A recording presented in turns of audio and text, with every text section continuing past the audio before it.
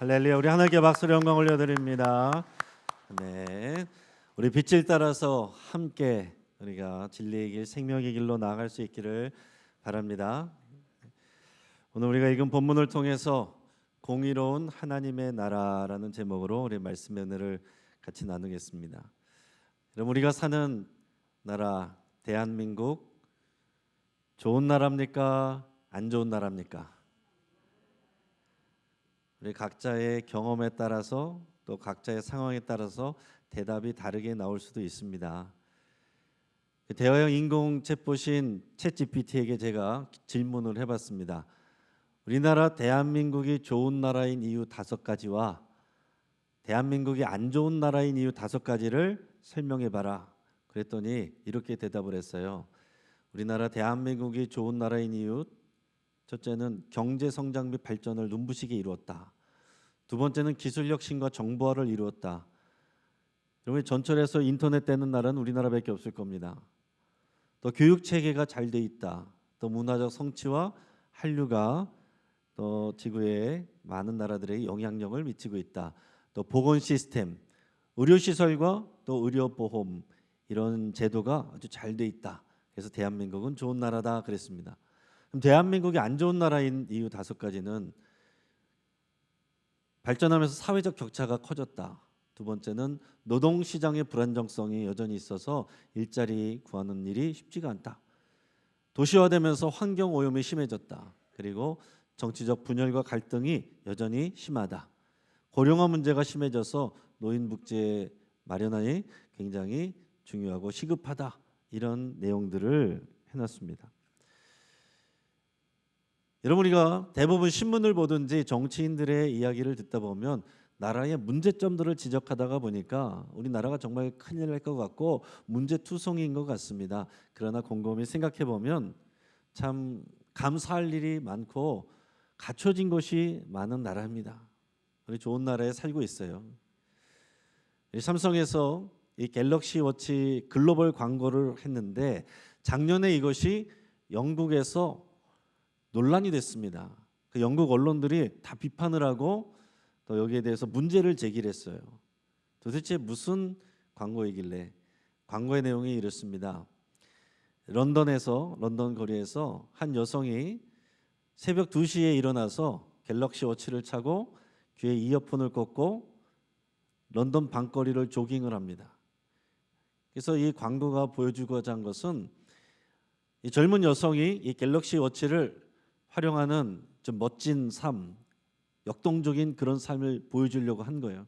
그런데 이 광고를 보고 영국 언론들이 다 비판을 쏟아냈는데 이유가 뭐냐면 비현실적이다라는 얘기예요.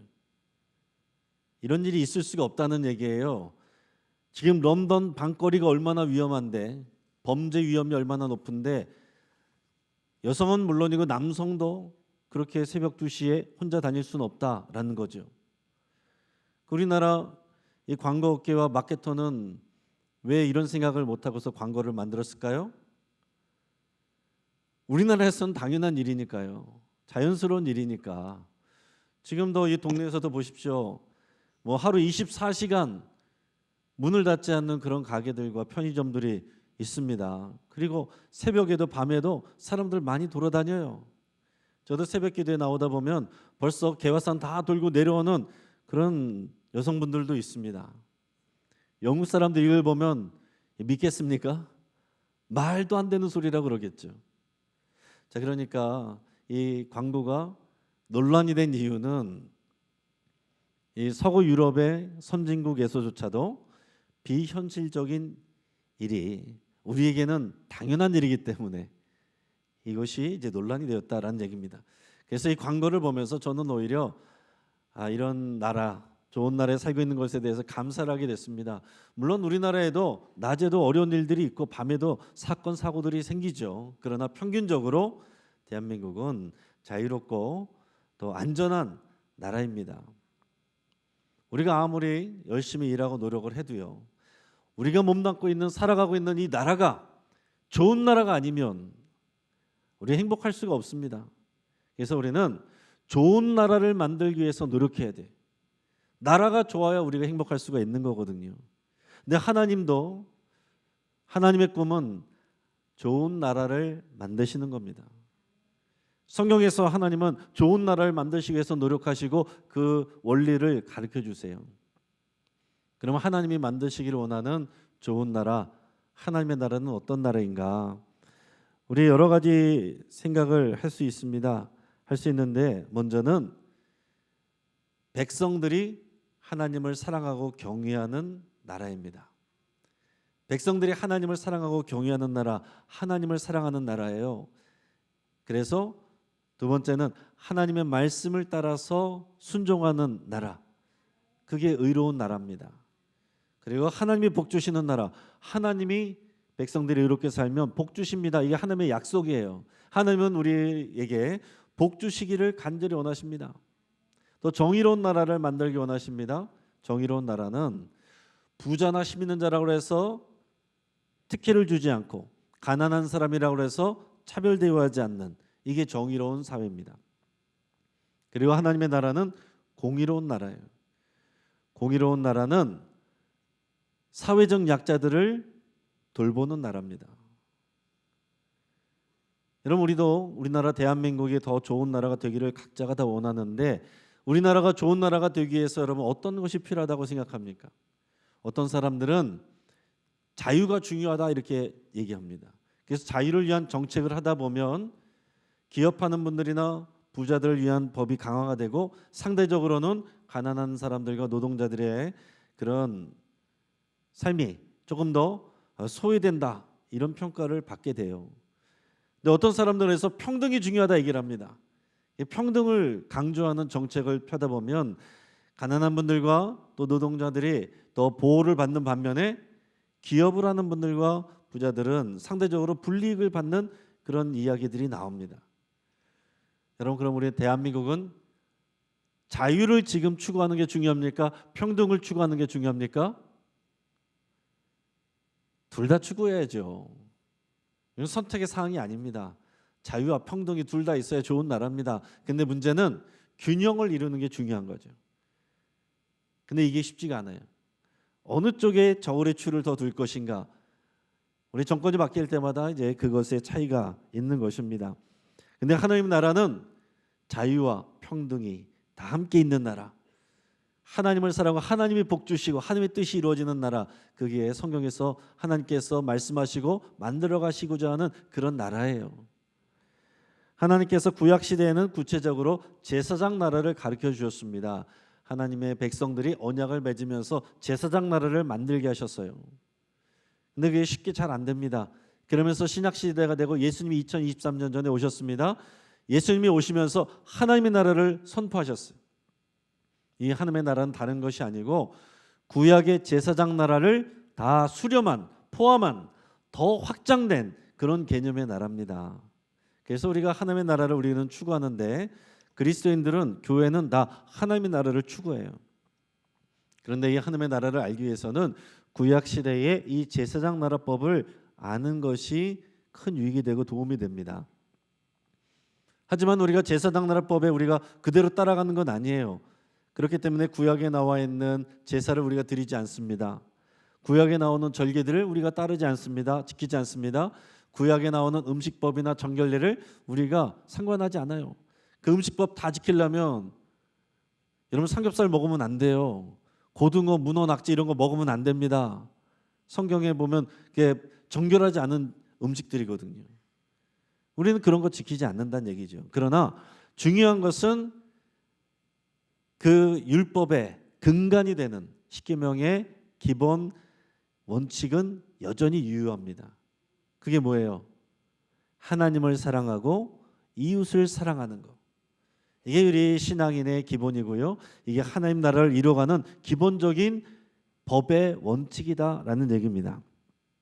우리가 읽은 본문 말씀은 신명기인데, 이스라엘 백성이 지금으로부터 약 3,400년 전에 하나님의 약속하신 땅 가나안으로 들어갑니다. 지금의 팔레스타인 땅이죠. 여기로 들어가는데 들어가기 딱 1년 전에 모세는 함께 들어갈 수 없기 때문에 이제 들어가면, 약속의 땅에 들어가면 그 땅을 차지하고 거기서 제사장 나라를 만들어야 되는데 무엇이 중요한가 그것을 다시 점검해 줘요. 그게 신명기 말씀입니다. 그 중에서도 하나님이 만들어 가시기 원하시는 나라, 공의로운 나라에 대한 그 원칙과 그 제도를 알려주는데 그게 오늘의 우리가 읽은 본문 말씀입니다. 자, 공의로운 하나님의 나라는 뭘까요? 우리가 의롭다라고 하는 것은 개인적인 것입니다. 하나님의 말씀을 지켜 살면 우리가 개인적으로 의롭다 이렇게 표현하는데, 이 의로움이 나 개인에서 멈추는 것이 아니라 확장돼서 내 공동체, 내 지역, 내 민족, 내 나라 이렇게까지 확장되는 것이 그게 공의예요. 공의는 공평한 도리이고 오늘 말씀 가운데 사회적 약자들을 돌보고 나누는 것이 하나님의 공의입니다. 그런 나라가 하나님의 공의로운 나라예요. 하나님께서 이것을 지금 강조하시고 가르쳐주고 계신다는 얘기입니다. 제가 몇 번 말씀드렸는데 하나님은 부자들하고 가난한 사람들하고 똑같이 만드는 게 목적이 아니에요. 하나님은 개인의 자유를 인정하십니다. 그래서 더 열심히 한 사람은 더 벌 수 있어요. 더 부자가 될 수 있습니다.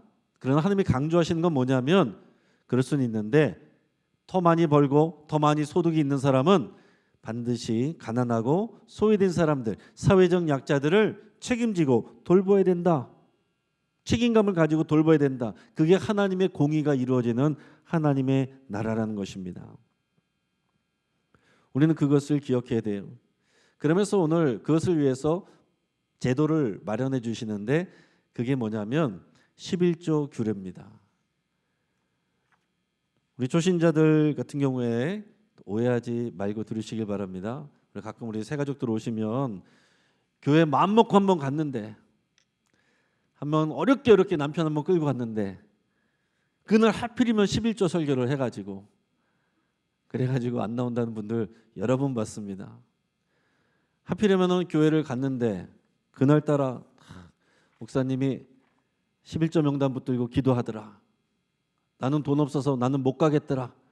그런 분들이 있어요. 그래서 살짝 걱정되는 마음이지만 여러분 오해하지 말고 들으시기 바랍니다.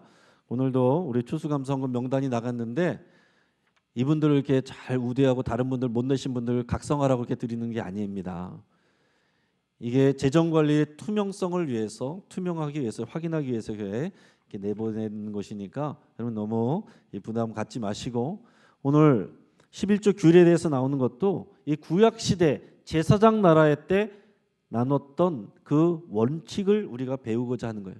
그것을 지금 그대로 적용하는 것이 아닙니다. 이것은 나라의 법이었어요. 나라의 법인데 제사장 나라, 신의 나라, 신이 다스리는 신정 체제에서 그런 법적인 제도였고 지금으로 말하면 조세 제도 같은 것입니다.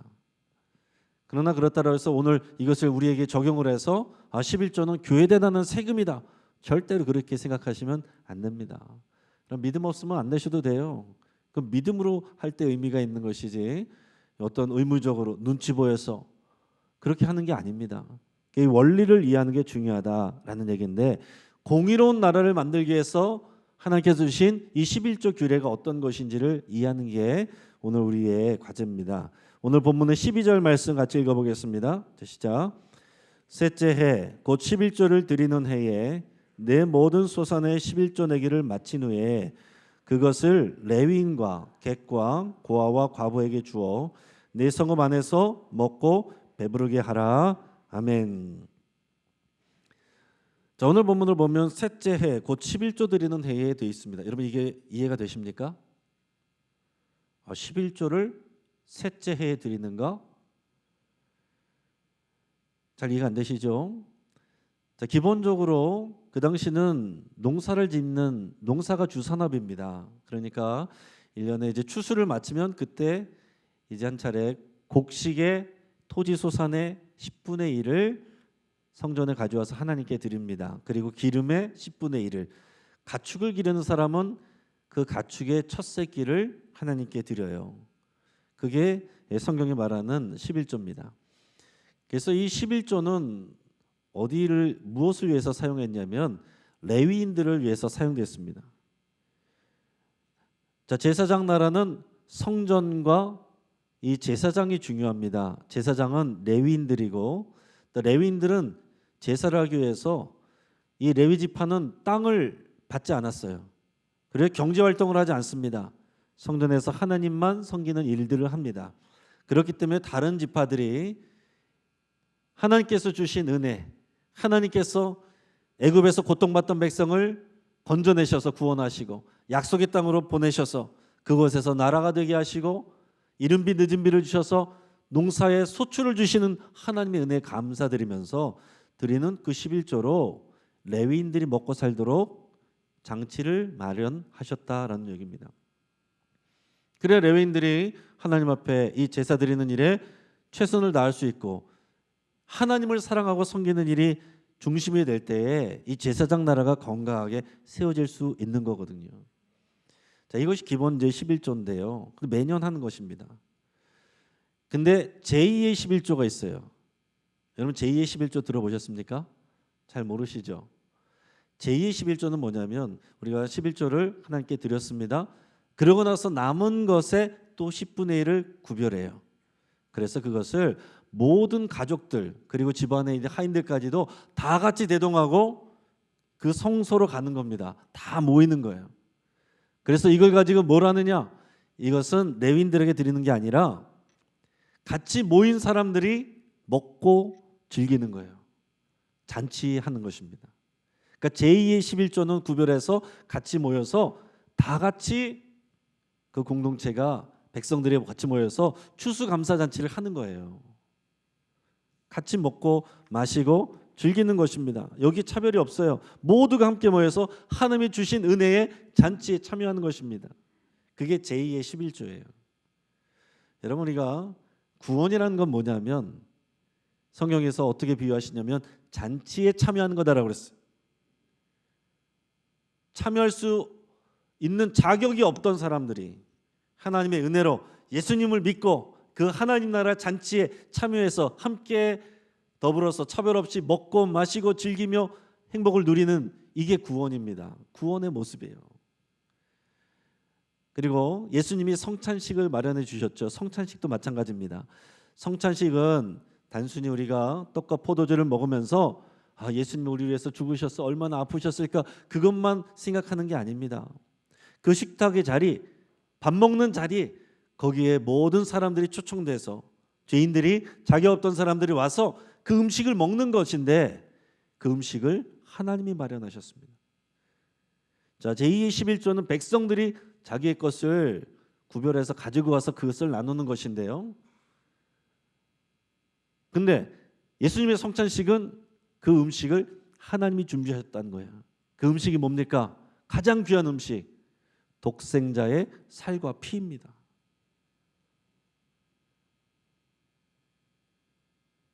이거를 이해를 못한 사람들은 기독교인들이 식인종인 줄 알았어요. 독생자의 살과 피를 먹고 마신다니.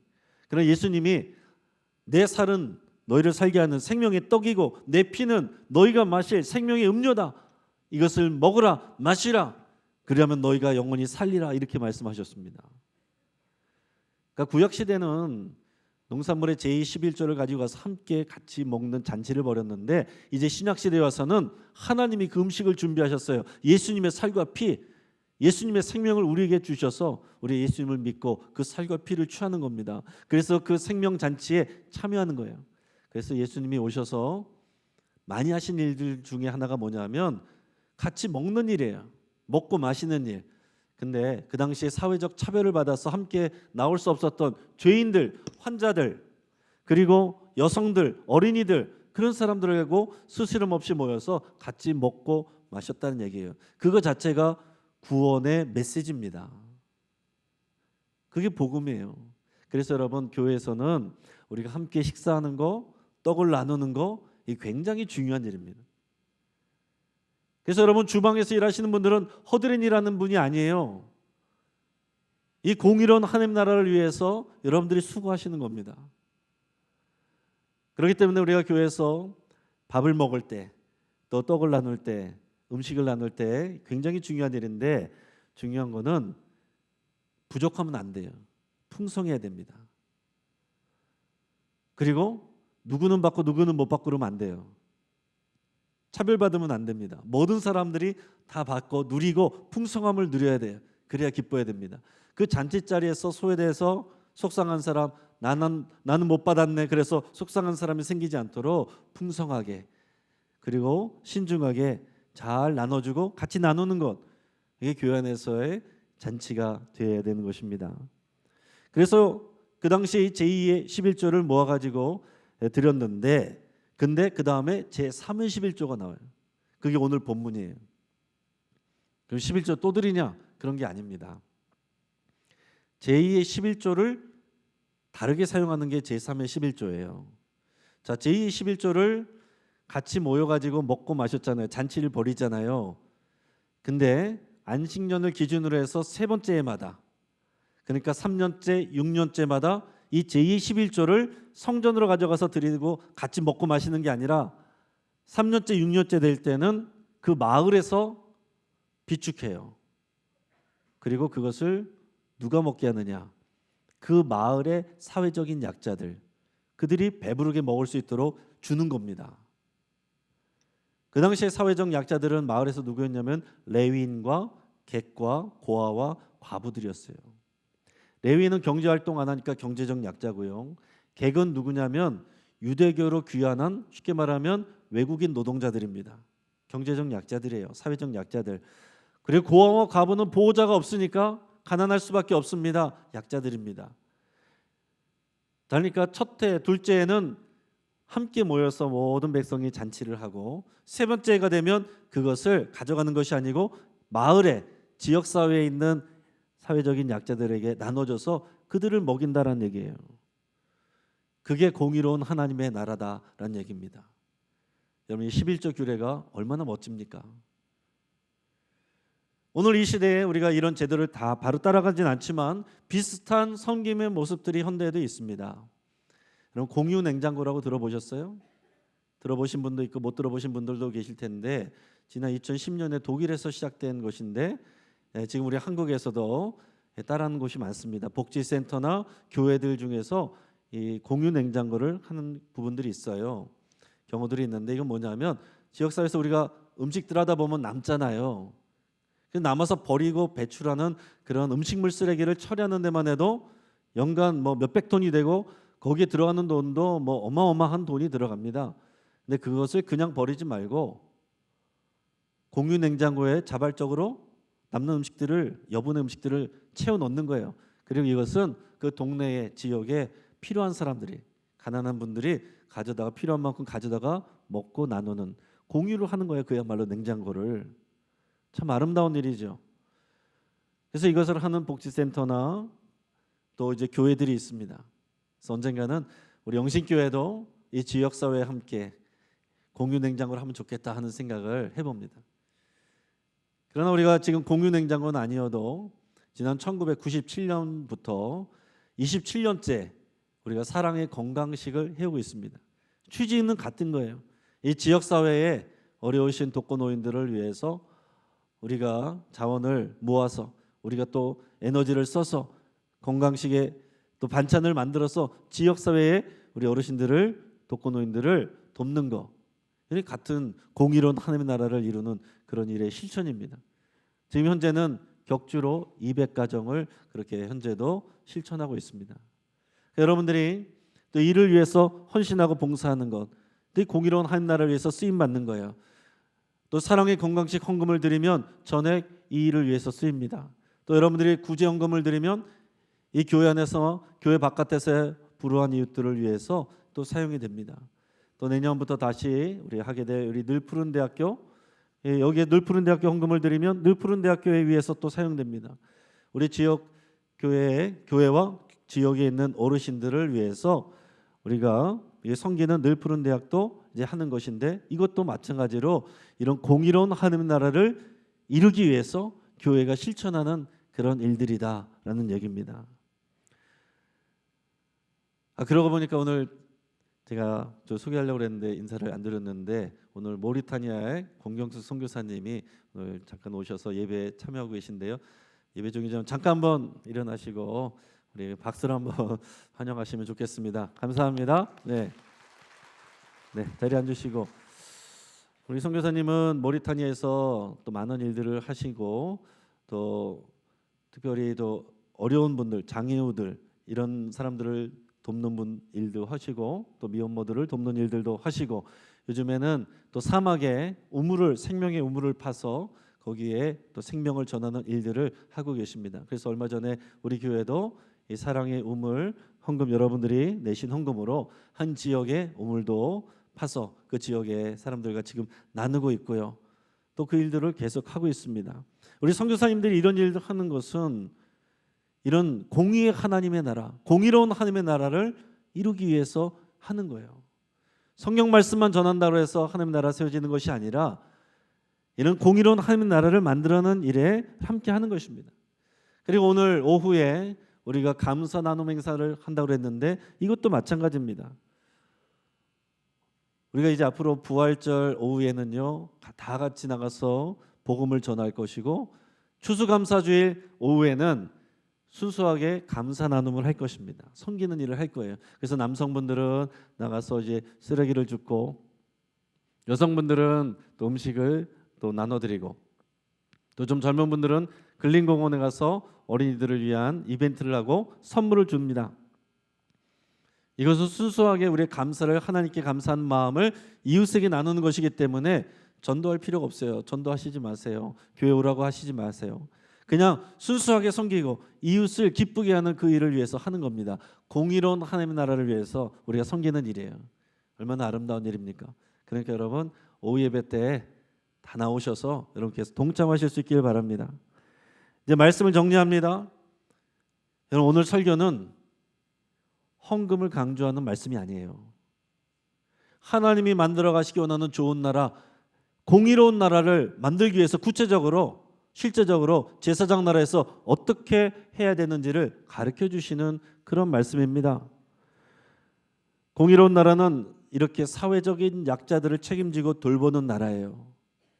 교회는 하나님의 나라를 세워가는 주님의 몸입니다. 교회는 우리끼리 즐겁자고 모이는 게 아니에요. 교회 안에서 우리가 은혜를 받는 것 중요하고 더 나아가서는 교회가 세상을 섬기며 공의로운 하나님의 나라를 세워가는 일에 우리가 쓰임받고 이를 위해 헌신하는 것, 이게 건강한 교회의 모습입니다. 여러분 이 일을 할 때에 복 받기 위해서 하는 게 아닙니다. 우리가 이런 일을 하니까 하나님 복 주십시오, 복 받기 위해서 하는 게 아니에요. 이미 복을 받았기 때문에, 하나님의 은혜를 받았기 때문에, 구원을 받았기 때문에, 하나님께서 우리를 돌보시는 것을 감사하기 때문에 우리가 이 일을 실천하는 것입니다. 우리가 섬기면 하나님께 감사를 하게 되고 감사를 우리가 표현하는 것이고요.